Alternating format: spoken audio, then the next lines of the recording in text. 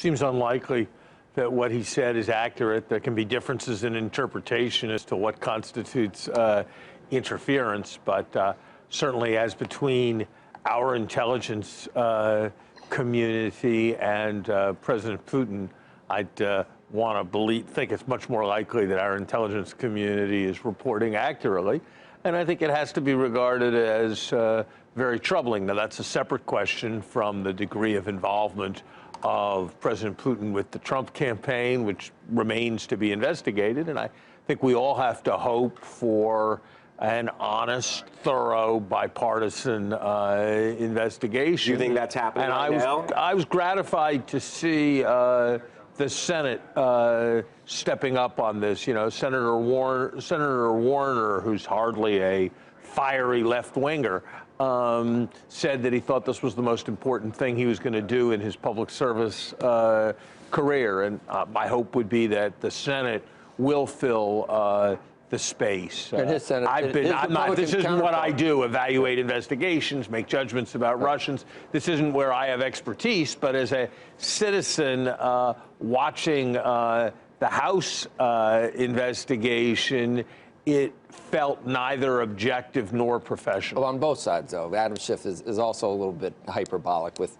what's going on. But yeah. Senator Burr as well, along with Senator Warner. Senator Burr and Senator Warner appear committed to doing it. We'll have to see. We'll have to see. We'll have to see what happens. I don't look.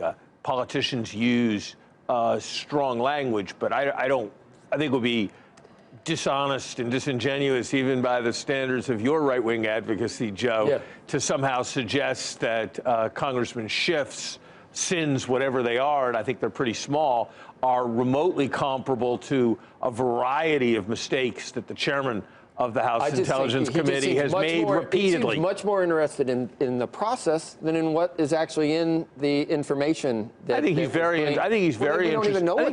interested in the substance, and when there have been when there have been universally acknowledged and apologized for egregious process failures, which there have been by the chairman of the House Intelligence Committee, it is to be expected that there will be a desire to discuss those process issues to make sure those kinds of process errors are not repeated. But you would like to know the information Nunes got at the White House as well, right? Well, no, it's a process. I think it's a process failure. Period. To have gone to the White House before going to members of his committee is an extraordinary process failure that would make anyone suspicious of anything else that came he wasn't meeting a White House official. Came from that source.